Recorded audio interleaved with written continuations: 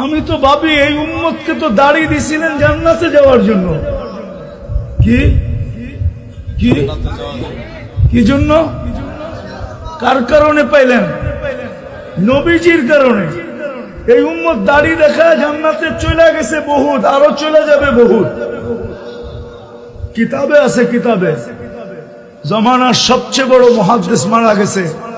স্বপ্নে দেখার পরে জিজ্ঞাসা করছে কি ব্যবহার হলো আপনার সাথে? দাড়ি দেখায় চলে গেছে। দাড়ি দেখায় মানি আল্লাহর সামনে যখন দাঁড়াইছি, আল্লাহ জিজ্ঞাসা করছে ওই বুড়া কি নিয়ে আসছিস?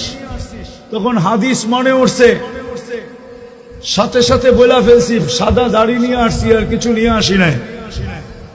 তো আল্লাহ চেতা গেছেন শুধু দাড়ি। তো প্রতি উত্তরে বলছে আপনি রাগ হন কেন? এই হাদিস কি আপনি বলেন নাই জিবরিলকে? কেন হাদিসে কুদসি আল্লাহর বাণী। আপনি কি জিবরিলকে বলেন নাই? জিবরিল আমাদের নবীজিকে বলে নাই?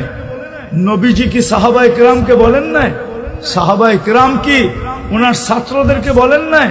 আপনি নাকি সাদা দাড়ি দেখলে লজ্জা পান, এখন তো দেখতেছি উল্টা। দাড়ির কথা বললাম, আপনি চিতা গেলেন। তা আল্লাহ হাইসা দিয়া বলতেছে সবাই সত্য বলছে, আমিও সত্য বলছি, মাফ করে দিলাম। যা হাদিস দিয়া দিতেছি, ইন্নাল্লাহ লা ইস্তাহি যি শাইবাতিন, যেই ব্যক্তি শাইবাতিন ফিল ইসলাম, যেই ব্যক্তি ইসলাম অবস্থায় ঈমান অবস্থায় দাড়িকে পাকায় দিবে, ওর পাকা দাড়ি দেখলে আল্লাহ লজ্জা পায়, শাস্তি দেয় না। না যে উম্মতকে আল্লাহ দাড়ি দিয়েছেন জান্নাতে যাওয়ার জন্য, ওই উম্মত শেভ করে কি করা?